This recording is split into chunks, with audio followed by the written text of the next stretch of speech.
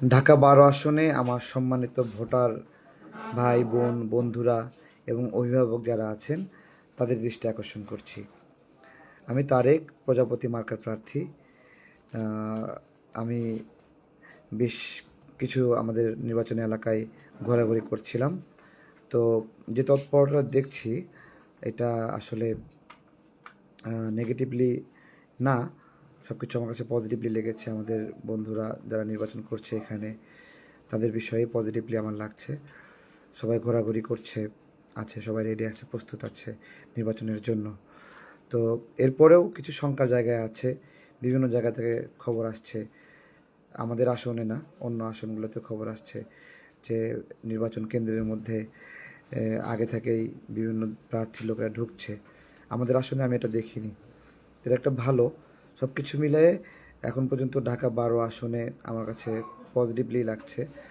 তো শেষবারের মধ্যে একটা বার্তা আমি ঘুরতে গিয়ে অনেক জায়গায় এরকম বলতে শুনেছি যে আমাকে ভোট দিলে ভোটটা নষ্ট হবে বা এরকম বিভিন্ন ধরনের কথাবার্তা বলছে। তো এটা ইন্টেনশনালি আমাদের প্রতিদ্বন্দ্বী প্রার্থীরা এভাবে বলছে যে তারেক তো ছোট, বয়স কম, বা আমরা তো কোনো জোটে নাই, এ ধরনের একটা অ্যাটিটিউড আমাদের ক্ষেত্রে দেখাচ্ছে তারা। এটা দেখাচ্ছে বেসিক্যালি যে প্রার্থী, যেমন আমার এগেনস্টে যদি হরিণ মার্কা থাকে, সে হরিণ মার্কা বলছে যে তারেকরে ভোট দিতে কী হবে, ও তো কোনো জোটে নাই, এরকম। তো আমি ইচ্ছাকৃতভাবেই জোটগতভাবে নির্বাচনে অংশ নেইনি। আমাদের দলেরও একটা আকাঙ্ক্ষা ছিল যে জোটগতভাবে আমরা নির্বাচনে অংশ নিইনি, যে আমরা এবার 21টি আসনে 20টি আসনে নির্বাচন করছি।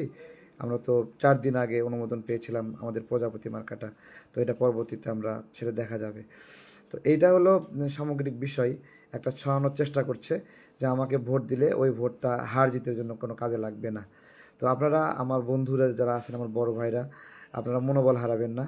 হ্যাঁ, আমি যদি 100 ভোট পাই তাহলে আমি মনে করব যে ঢাকা 12তে আমার 100 জন বন্ধু আছে, এটাই আমার শান্তি। 1000 জন যদি ভোট দেন তো ওই 1000 জনই আমার বন্ধু, আমার ভাই, আমার আমার বড় বোন, আমার অভিভাবক। 10,000 জন যদি দেন 10,000ই, ঠিক আছে। আর 20,000 জন দেন 20,000ই। আমি চাই আমার যারা বন্ধুরা আছেন তারা আমার যে লড়াই, আমাদের যে সংগ্রাম, সে জায়গা থেকে আমাকে ভোট দেবেন। আমি বিজয়ী হব বা পরাজিতই হব এটা আমি কোনোটাই জানি না, এটা আল্লাহ ভালো জানে। আমি আমি ভালো করতে পারি, আমি ভালো করতে পারি না, আল্লাহ আমাকে ভালো জায়গায় নিতে পারে না।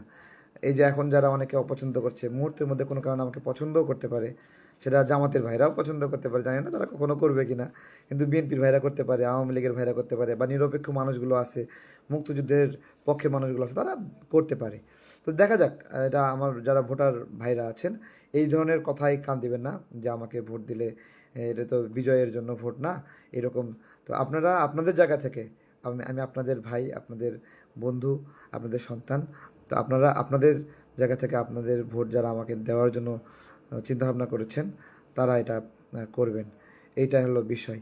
আর যারা আজকে আরও বিষয় খেয়াল করছি, যদিও এটা সবার ক্ষেত্রেই হচ্ছে আমি মনে করি, আমার মেজরিটি ব্যানার আবারও খুলে ফেলা হয়েছে।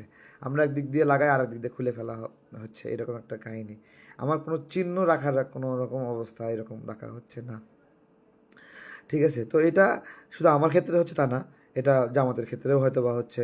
এটা দাড়িপাল্লা আর কি। তারপরে ফুটবল মার্কা আছে নিরূপায়, তার ব্যানারও হয়তো বা খুলতেছে। তারপরে কোদাল মার্কা, তার ব্যানারও হয়তো বা খুলতেছে। আমি বলবো না শুধু আমারটাই খুলতেছে। তো নির্বাচনে এ ধরনের ঘটনা ঘটতে পারে। এটাকে আমি পজিটিভলি নেগেটিভলি কিছুতেই নিচ্ছে না। তা ক্ষতিগ্রস্ত হচ্ছি, ওটা নিয়ে আমি কোনো অভিযোগও দিইনি। হ্যাঁ, আমি আমার নির্বাচনী এলাকায় কিন্তু আমার পক্ষ থেকে একটা অভিযোগ আমি কোনো প্রার্থীর বিরুদ্ধে দেইনি। আমি ক্ষতিগ্রস্ত হয়েছি, তারপর আমাদের উপর ডিম হামলা করলো, আমরা কোনো অভিযোগ দিইনি। যে যা করছে করছে, ঠিক আছে। তো এই আর কি, সবাই ভালো থাকবেন, সবাই ঘুমায় যান। আপনারা আপনাদের এ, মূল্যবান ভোটটা দিবেন। অনেকে ভোট কেন্দ্রে যাবেন না বলে সিদ্ধান্ত নিয়ে রেখেছেন। তো আমি বলবো যে না, আপনারা এটা যাবেন, আমার জন্য যাবেন, আমার বন্ধুরা যারা আছেন, যারা আমাকে একটু ভালোবাসেন, যেটুকু ভোট ওইটা একটা মনোবল থাকবে। 10টা হাজার মানুষ আমাকে ভোট দিচ্ছেন, 20টা হাজার মানুষ আমাকে ভোট দিচ্ছেন, আর যদি 60,000 70,000 দিয়ে ফেলেন তাহলে তো বিজয়ী হয়ে যাব।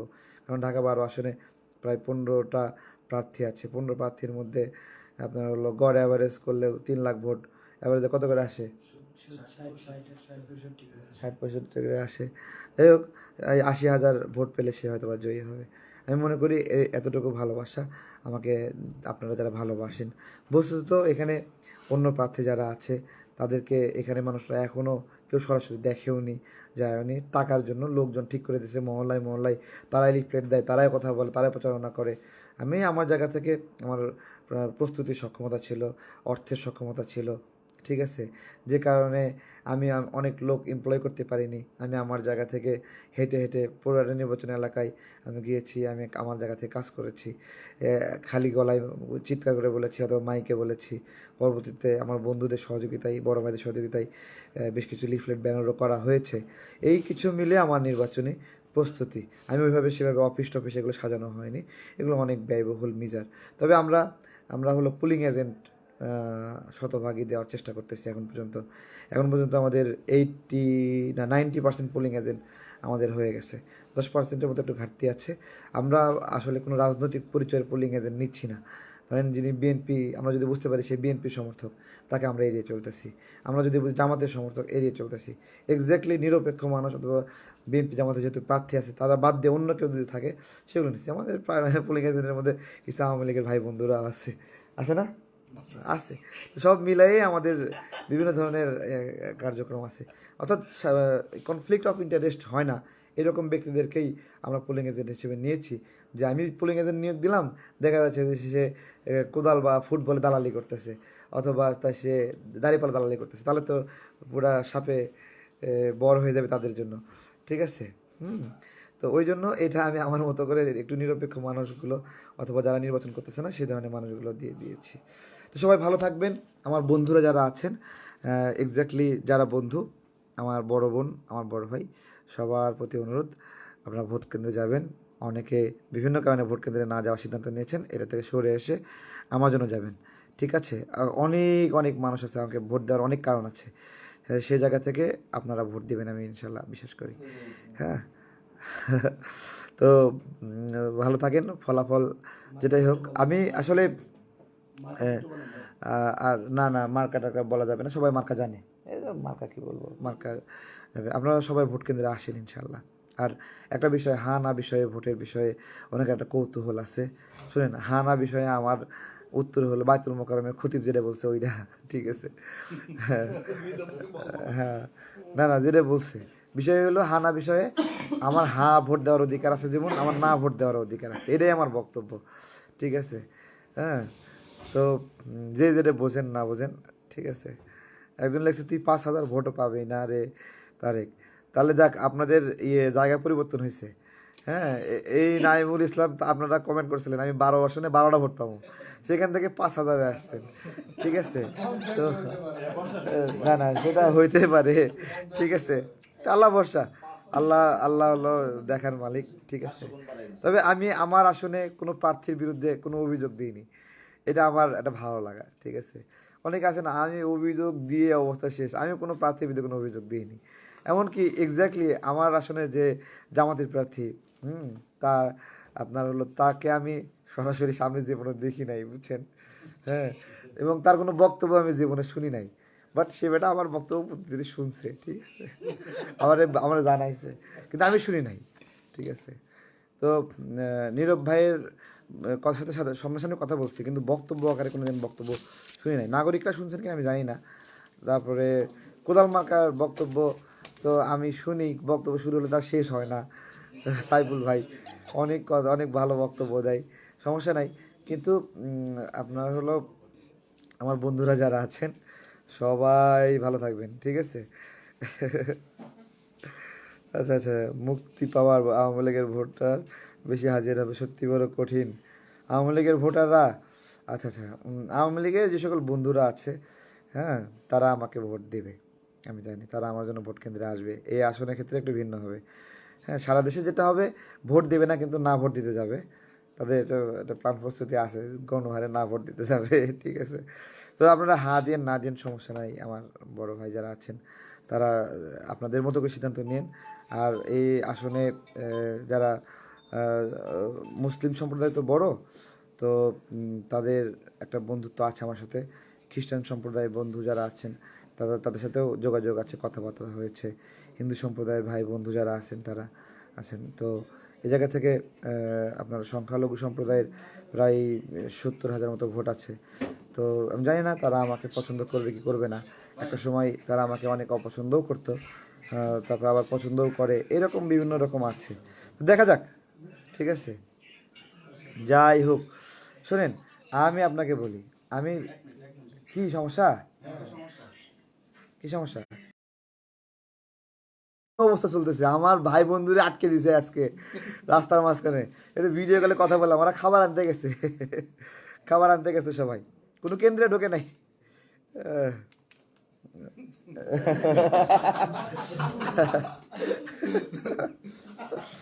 তো যাই হোক, হ্যাঁ, আর না, আর নজরুল ভাই ভয় পায় না। আর শোনেন, আচ্ছা, আমি জাস্ট, আমি সবার মন্তব্য করবো আজকে, ঠিক আছে। প্রজাপতি মার্কায় ভোট দিন। এই শোনেন, বিজয়ী হওয়ার জন্য একা একা বিজয়ী হওয়া যায় না।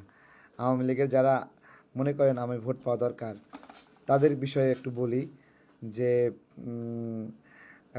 আমি একা একা বিজয়ী হতে পারবো না। আপনারা যদি চান আমি ভোট নির্বাচিত হব, তাহলে আপনারা আমাকে এটা সাপোর্ট করতে পারেন। আর বিএনপির বন্ধুরা যারা আছেন, ঠিক আছে, তাদেরকে বলি, শোনেন, আপনি আপনারা 2 রাকাত নামাজ পড়ে দেবেন ভোট দিতে, ঠিক আছে। বলবেন যে আল্লাহ কারে ভোট দেওয়া উচিত আমারে, তুমি ওই যে সালাতুল হাজত নামে একটা আছে না, আল্লাহর কাছ থেকে সরাসরি মেসেজ পাওয়ার জন্য, তাহলে দেখবেন যে হয়তো বা আল্লাহ আপনাদের সালাতুল হাজত নামাজের মাধ্যমে আমার ক্ষেত্রে একটু ইঙ্গিত দিতে পারে, যেহেতু আপনাদের সুখে দুঃখের সাথে আছি, ঠিক আছে। তো এটা হলো একটা বিষয়। আর নিরপেক্ষ মানুষদের ক্ষেত্রে কি বলবো, নিরপেক্ষ মানুষগুলোর মন বোঝা দায়, তারা তো সবাইকে দোয়া পড়ায় দেয়, ভাই কোনো টেনশন করে না ঠিক আছে। তো এই নিরপেক্ষ মানুষগুলোই আসলে পাওয়ার, তাদের দ্বারাই নির্ধারিত হয় কোন পক্ষ বিজয়ী হবে, কোন পক্ষ পরাজিত হবে, ঠিক আছে। তো এটা হলো একটা বিষয়। হুম। আর হলো এখানে কওমি আঙ্গনের যে সকল আমাদের ওস্তাদরা আছেন তারা আমাকে খুব ভালোবাসেন, তারাও একটা ভোট দেবেন। তবে ওই যে একটা হাইপ তুলতেছে যে তারেক রে ভোট দিলে কি হবে, ঠিক আছে। আমি একটা কথা বলি, তারেক রে ভোট দিলে আসলে কি হবে। প্রথমত, আমি মারাত্মক জিদি একটা মানুষ, যিনি জিদ করে যে কোনো অধিকার আদায়ের বিষয়ে খুবই একাট্ট।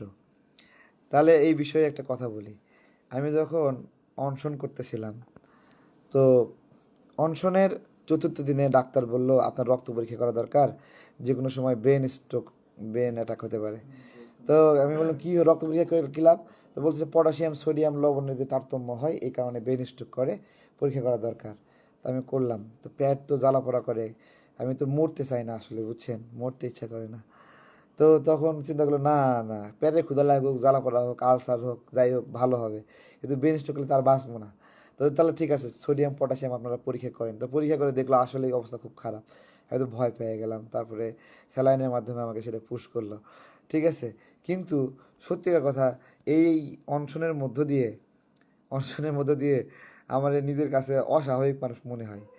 আমি সাধারণত একদিন না খেয়ে খেয়ে অভ্যস্ত, অনেক দিন ক্ষুধা দারিদ্র অভাব অনটনের কারণে অনেক দিন সারাদিন না খেয়েছিলাম, মাঝে মাঝেই হইতো। সে জায়গা থেকে একটা অভিজ্ঞতা ছিল, কিন্তু মানে 5.5 দিন পর্যন্ত থাকতে পারবো, এটা একটা ভয়ঙ্কর বিষয় ছিল, ঠিক আছে। এবং আমি যখন অনশন থেকে উঠে আসছি, বেশিরভাগ মানুষ আমার শুয়ে দেখে, কয় কয় আপনি মানুষ না জিন, একটু দেখতে চাই মানে বিশেষ হয় না এটা, অনেক মানুষ আমার শুয়ে দেখছে, ভাই আপনি আসলে এই জিন না তো না তো তো হ্যাঁ,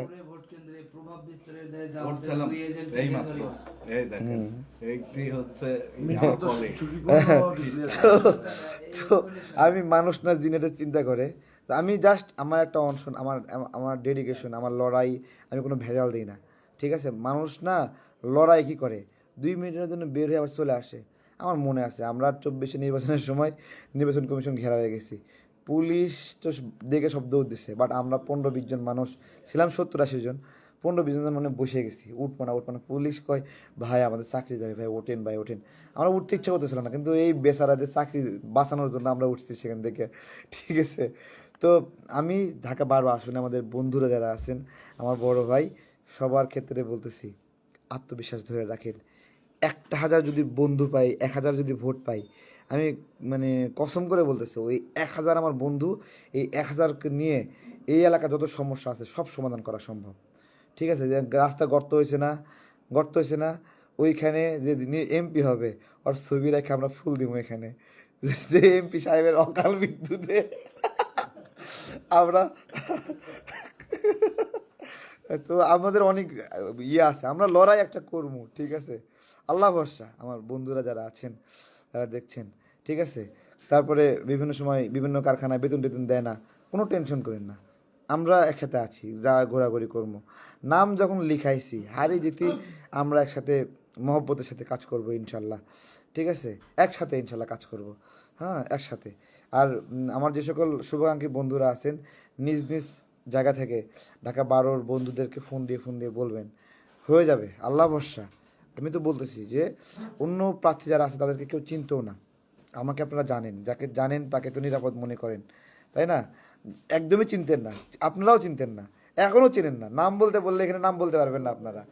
ঢাকা 12-র একজন প্রার্থীকে আপনারা চেনেন, সেটা আমাকে চেনেন। ঠিক আছে, তো সে জায়গা থেকে সবাই ভিতরে ভিতরে রাতের ভিতরেই বলে দেন বন্ধুদের বলে দেন, হ্যাঁ, একা একা পারবো না রে ভাই, একা একা পারবো না। ঠিক আছে, একা একা পারবো না। তো দেখা যাক ইনশাল্লাহ। এই যে মাহবুব ইসলাম হোসেন, তুই পাবি 1,000 ভোট। আপনাদের যে এই যে উন্নতি, এই উন্নতির জন্য আপনাদের ফুলের শুভেচ্ছা, গাঁদা ফুলের শুভেচ্ছা, গোলাপ ফুলের না। আমরা কমেন্ট পড়ি। ভুবন সর্দার, অনেক ধন্যবাদ, আপনার কমেন্টগুলো পড়ি। তারপরে জাহিদুল ইসলাম জাহেদ, অনেক জায়গায় তো ভোট প্রায় শেষ, আল্লাহ কয় কি ভোট শেষ, এই দেখেন তো ঢাকা 12-র ভোট শেষ হয়েছে কিনা। হ্যাঁ, চলতেছে। তবে হ্যাঁ,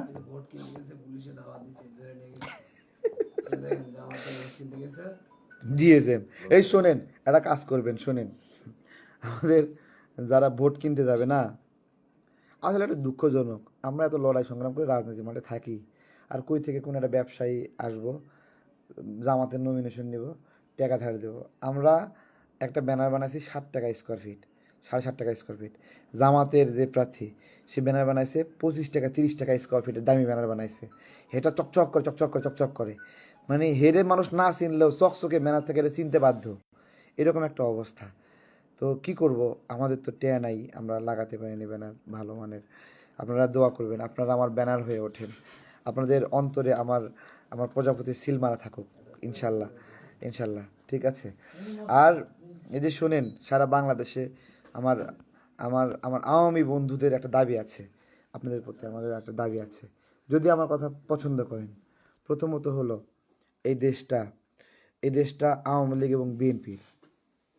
আমি বলতেছি, আমি আজকে লিখে দিলাম, এদেশটা আওয়ামী লীগ এবং বিএনপি। কেন? কারণ তাদের দুজন মহান নেতা দেশের জন্য ত্যাগ স্বীকার করে জীবন দিয়েছে। শহীদ প্রেসিডেন্ট জিয়াউর রহমান অল্প সময়ের মধ্যে দেশকে যেভাবে সাজাইছিলেন কেউ সাজাতে পারেনি। আর শেখ মুজিবুর রহমান বঙ্গবন্ধু, তিনি সপরিবারে যেভাবে ক্ষতিগ্রস্ত হয়েছেন, এভাবে ক্ষতিগ্রস্ত কেউ হয়নি। অনেক ভুল থাকতে পারে প্রত্যেকটা ব্যক্তিরই, আমারও ভুল আছে, কার না ভুল নাই, কিন্তু এই যে স্যাক্রিফাইস, রক্ত দিয়ে রাজনীতির নাম লিখে গেছেন তারা, তো এই বাংলাদেশটা তাদেরই নতুন ধারা কথা বলতেছে না, এদের সাজি সাতনাথ বা খায়াডায় মাল টাল খায় টাল হয়ে গেছে, ভণ্ড সব। ঠিক আছে, তো আমার আওয়ামী লীগের বন্ধুদের বলবো যে এই যে যারা মুক্তিযুদ্ধ নিয়ে এরকম করতেছে, নোংরামি করতেছে, এরা না ওই 54 বছর আগের একটা ক্ষোভ নিয়ে আসে ভাইয়েরা, বন্ধুরা। আপনারা যদি এদেরকে ভোট দেন, যে বিএনপিকে হারাতে হবে এই ধরনের টেনশন থেকে যদি ভোট দেন, বুঝছেন, তাহলে আর হইল না। তারেক রহমান একটা কথা বলছে যে শেখ পরিবারের সন্তানরা রাজনীতি করতে পারবে কিনা, সে কিন্তু বলে দিচ্ছে কিন্তু তারা রাজনীতি করতে পারা উচিত, বলছে না? শুনছেন নাকি আপনারা? শুনছেন? এইটা শহীদ প্রেসিডেন্ট জিয়াউর রহমানের ওই যে শিক্ষা, সবার জন্য রাজনীতি উন্মুক্ত করে দেওয়া। দেখেন, আওয়ামী লীগের লোকেরা ক্ষমতা থাকা অবস্থায় শেখ হাসিনা বাংলাদেশে আসতে পারে না, কিন্তু পারছে 81 সালের আগে বা এরকম পারেনি কিন্তু। 80 সালে মনে হয় শেখ হাসিনা আসে না, কত সালে আসে? 79-তে আসে, 79-তে আসে। এর আগে যারা ছিল তারা কিন্তু সবাই আওয়ামী লীগের ছিল, আসতে পারেনি। যখন শহীদ প্রেসিডেন্ট জিয়াউর রহমান দায়িত্ব নিয়েছে তখন সে নিরাপদ মনে করছে যেভাবে হোক। সেই জায়গা থেকে তারেক রহমান দায়িত্ব নিলেও আমার বিশ্বাস, আমি যেভাবে উনি জানি, ওনাকে জানি, যতটুকু বন্ধুত্ব আছে, মানে 2-4 দিন আগে দেখা হলো, কথা হলো, আমি বলি আমি ওনার সাথে না ফোনে কথা বলতে পারি না, ওনাকে ফোন দেওয়ার সুযোগ নাই, বাট আমি খোঁজার আগে উনি আমাকে খুঁজে নেয় মাঝে মাঝে। ঠিক আছে, বিপদ আসে, সংকট আসে, বন্ধু, ভাই, আমি তো ছোট ভাই, এই জায়গা থেকে খুঁজে নেয়। তো আমার যেটুকু বুঝ, আপনাদের উপর অনেক বড় দমন পীড়ন বিএনপির ভাই বন্ধুরা করবে না। সেই জায়গা থেকে এই যে যারা মুক্তিযুদ্ধ নিয়ে কোচাকুচি করে, নোংরা কথা বলে, আপনারা যদি এদেরকে বিজয়ী করেন, আজীবনের মতো আমাদের স্বাধীনতার সূর্য একবার মানে নোংরা জায়গায় পতিত হবে। এই বিদ্যুতি আপনারা করেন না রাগে জিদের বসে। ঠিক আছে, রাগ জিদ থেকে এটা করেন না, এদেরকে করেন না। একটা ঘটনা ঘটছিল, আওয়ামী লীগের ভাইয়েরা শরীয়তপুরের আদালতে আপনার হলো জামাতকে বিজয়ী বানাইছিল কোর্টে, ওই যে উকিলদের ইয়ে হয় না, বিএনপির উপর রাগ জিদ থেকে। তো এখন কথা হলো এই যে জিতাই দিলেন, ওখান থেকে আপনারা কর্তৃত্ব আপনাদের নিতে পারবেন? নিতে পারবেন না। বাট বিএনপি দায়িত্বে আসলে বাই বাই টার্ন তত্ত্বাবধায়ক সরকারটা যদি থাকে, আপনারা আসবেন, সবাই আসবে এই জায়গা থেকে। এবং বিএনপি কিন্তু আওয়ামী লীগ নিষিদ্ধের মিছিলে যায়নি কিন্তু। এবং ওই সময় বলছিল যে মির্জা ফখরুল কেন শাহবাগে আসলো না, ঠিক আছে, তো মির্জা ফখরুল ইসলাম বলছিল যে শাহবাগে কি পাগলামি করার জন্য আমরা যাবো ওখানে, কি তারা কিন্তু যায়নি এই জায়গা থেকে। তো এই বিষয়গুলো আমাদের সবার বিবেচনা করা উচিত। এই বাংলাদেশে লিবারেল রাজনীতির দিক থেকে আওয়ামী লীগ একটা লিবারেল রাজনৈতিক দল। তাদেরকে গালি দিলে তারা পাল্টা গালি দেয় না, খুব কম, রেয়ারলি গালি দেয়। এটা আমার বিশ্বাস। আমরা তো রাজনীতি করছি আওয়ামী লীগের বিরুদ্ধে, আমরা তো জামাত তো ওই রাজনীতিটা করেনি। ঠিক আছে, আমরা একটা ঘটনা মনে করি, জুলাই গণঅভ্যুত্থানে আমরা প্রচুর মারতেছে। ঠিক আছে, তো আওয়ামী লীগের খুব মানে সুপ্রিম জায়গা থেকে বলতেছে ওরে আর মারিস না। ঠিক আছে, ও আমাদের যেরকম গালি দেয় আর পরে যে আসলো তারেও গালি দিব। ঠিক আছে, ও তেরা দেখে চিন্তা করে, তার একটা অবজারভেশন যে আমি আওয়ামী লীগকে যেরকম গালি দিচ্ছি আর পরে যে আসবে তারেও আমি ছাড়বো না। এবং কথা দিচ্ছি সামনে বিএনপি আসলে বিএনপির আমি ছাড়বো না হয়তো বা। ঠিক আছে, আর জামাত আসলে তো কোনো ছাড় নাই। হ্যাঁ, ওই ইউনিসের টাকা তো আদায় হবেই। ঠিক আছে, তো এটা খুবই দুঃখজনক যে নৌকা ছাড়া ভোট হচ্ছে। আপনাদের মতো আমি বলি নৌকা ছাড়া কিসের ভোট? হ্যাঁ, এটা আমি সবার আগে, আপনারা বলার আগে আমি বলছি না, এটাই বাস্তবতা। এবং আমি চাই না যে এই বাংলাদেশ কখনো মানে হলো আমি কিন্তু যে হত্যায় জড়িত তা কিন্তু রিকনসিলেশন চাই না। খুনি রিকনসিলেশন হয় না। যেই রাজাকাররা বাংলাদেশের মানুষকে হত্যা করছে ওদের রিকনসিলেশন সম্ভব না। এবং এবং এবং আওয়ামী লীগেরও যদি কেউ হত্যা করে তারও রিকনসিলেশন সম্ভব না। বিএনপি যদি কেউ হত্যায় জড়িত থাকে তারও কিন্তু রিকনসিলেশন সম্ভব না। খুনির সঙ্গে কোনো রিকনসিলেশন আমার ডিকশনারিতে নাই, কিন্তু মজলুম কাউকে ক্ষমা চাইতে বলাটা জুলুম, এটা আমার ডিকশনারিতে আছে। যে অপরাধ করেনি তাকে বলতেছেন তুমি ক্ষমা চাইলে রাজনীতি করতে পারবা, এটা আমি বিশ্বাস করি, এটা আমি চাই না, মানি না। তো ভালো থাকবেন, সবাই ইনশাল্লাহ, দোয়া করবেন। হ্যাঁ, আর হলো হায়ের পক্ষে যারা তারা জোরে কৈশা হাতে দেবেন, আর নায়ের পক্ষে যারা তারা আরও জোরে নাতে দেবেন। ঠিক আছে, দিবেন, সবাই মতামত দিবেন ভাই, মতামত দিবেন। আমি একটা কথা বলি, যারা নায়ের পক্ষে আপনারা যদি সংখ্যায় বেশি হন, ধরেন কোনোভাবে 51% ভোট পাচ্ছেন, পরের দিন থেকে কৈশা রাজনীতি করবেন আপনারা, সমস্যা আছে? আরও বুদ্ধি দিচ্ছি, ধরেন 30% ভোট পাইছেন না ভোট, তাই না? এই নাটা পুরোটাই না, কিন্তু কিন্তু কিন্তু সবার মধ্যে ভাগ হয়ে যাবে। কিছু বলবে বিএনপির, কিছু জামাতের। যদি দেখেন জামাত টোটালি গড় ভোট পাইছে 12% আর নায়ের পক্ষে ভোট পাইছে 30%, তখন তো জামাতের চেয়ে আওয়ামী লীগের রাজনীতি প্রাসঙ্গিক হবে বেশি, কারণ জামাতের চেয়ে আওয়ামী লীগ বেশি ভোট পাইছে। এই হানা ভোটটা একটা মজার ভোট, বুঝতে পারছেন? এটাকে যদি আশীর্বাদ হিসেবে নেন এটা আশীর্বাদ, এটা অভিশাপ হিসেবে নিলে এটা অভিশাপ, যেভাবে নেবেন। এটা এমন একটা ভোট যে সবাই খুশি এই ভোটে, হ্যাঁ দিয়েও খুশি, না দিয়েও খুশি। ঠিক আছে, তো সবার জন্যই ডক্টর ইউনূস কিছু না কিছু রাখছে, কিন্তু এটা একটা মুসিবত। হ্যাঁ, এটা একটা মুসিবত যে কি করবো আসলে। আওয়ামী লীগ তো সিদ্ধান্ত নিতে পারবে যে না দিবে, তো এখন জামাত তো দিবে যে হ্যাঁ মুক্তিযোদ্ধাকে তারা হলো দাবাইতে হবে। কিন্তু আমি তো ভাই মুক্তিযুদ্ধের পক্ষে, কিন্তু আবার আমি জুলাই সনদের কিছু কিছু অংশের পক্ষে। আমি পড়ে গেছি বিপদে, আমি কোনটাতে দেব?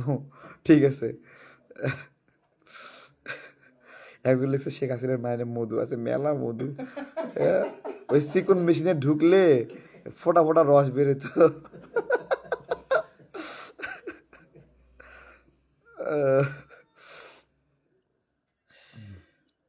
আর একটা বিষয়, যেই যত গুতায় হা দেন না দেন, ঠিক আছে, ডক্টর ইউনূসের বিশেষ বাহিনী থাকবে, এরা জোরে জোরে করে ব্যালট পেপার ছিঁড়ে হাটা ভরবো, ঠিক আছে, এটাই আপনারা খেয়াল রাখেন, ঠিক আছে। ভালো থাকবেন। এই ঢাকা 12 আসনে সকল বন্ধুদের বিজয় বিজয়ী হোক। ও আর একটা বিষয়, ঢাকা 12 আসনে আমার একটা অবজারভেশন আছে। ধরেন জামাতের ভাইরা মন খারাপ করবেন না, যদি জামাত জেতে তাহলে বিএনপি হারলো, ফুটবল হারলো, কোদাল হারলো। আবার যদি কোদাল জেতে তাহলে জামাতও হারলো, ফুটবলও হারলো। আর ফুটবল জিতলে কোদাল হলো, জামাত হারলো। কিন্তু আমি যদি জিতি তাহলে সবাই জিতে যাবে, কেউ হারবে না, ঠিক আছে। সবাই হারবে না কেউ। তাই না ভাই? এবং আমি জিতলে আওয়ামী লীগও জিতে যাবে। অর্থাৎ সবার জন্য নিরাপদ ঢাকা 12 তৈরি হবে। হ্যাঁ, ঠিক আছে, আল্লাহ হাফেজ। আমার বন্ধুরা, যারা আমার বন্ধু দেখছেন, আমার বন্ধু ভুবন সর্দার, তারপরে কে এম নুরুল নবী ভাই, এমডি মারুফ মোর্শেদ, মোহাম্মদ ফকির তুষার, যারা আমাকে পছন্দ করেন, সবাই আমার আর প্রজাপতি মার্কা নিয়ে একটা ছবি পোস্ট করবেন আজকে, ঠিক আছে, একটা সবাই একটা পোস্ট করবেন। ও, আমি এত খুশি কেন ভাই? দাঁড়া দাঁড়া দাঁড়া, পকেট থেকে বেলাগুলোর টাকা বেড়ে গেছে, তো সেই কষ্টে খুশি।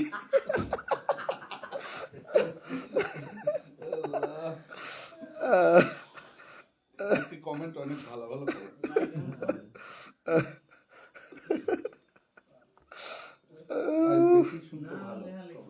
শোনেন, পান্তা মিয়া নামে একটা ইয়ে আছে, ফকির আছে, তার অনেক কষ্ট, বুঝছেন, তার সবাই পান্তা খেতে দেয়।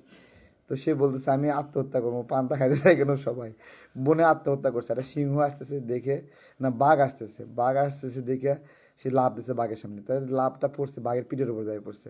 এখন বাঘ তো পায়ে গেছে হুড়মুড়ায় ভয়, সে দৌড় দৌড় বাঘের কান ধরেছিল, বাঘের কানটা গেছে ছিঁড়ে দৌড়ে দৌড়তে, এখন কি অবস্থা, সামনে সিংহের সাথে দেখা হয়েছে। আর ওই যে পান্তা মেয়ে বাঘের পিঠ থেকে পড়ে গেছে। সিংহ বলছে বাঘ মামা তুমি তো দৌড়াও কেন, হাঁপাও কেন? তো বলতেছে যে আমার কানটা তো ছিঁড়ে ফেলছে, বনের মধ্যে কানারু আসছে, ঠিক আছে।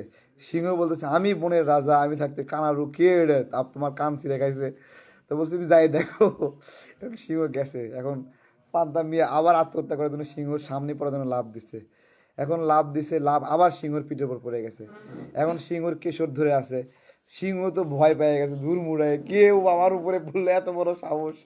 আসলে যারা ক্ষমতাধর তারা একটু ইয়েতে অনেক ভয় পায়। এই কি হলো, একটা পটকা শব্দ হলে চমকায় ওঠে যে হার্ট অ্যাটাক হবে এরকম। তো সিংহর হার্ট অ্যাটাক হয়ে গেছে, কেশর টেশর ছিঁড়ে সব অবস্থা খারাপ, দৌড়াই। তো যাওয়ার পথে এক হাতি বসছে, কই সিংহ মামা তোমার কেশর টেশর সব ছিঁড়ে গেছে কেন? কই মামা কইও না, বনের মধ্যে কেশারও আসছে, ঠিক আছে, মানে এর কেশর ছিঁড়ে ফেলছে পান্তা মিয়া। হ্যাঁ, পান্তা মিয়া কেশর ছিঁড়ে ফেলছে।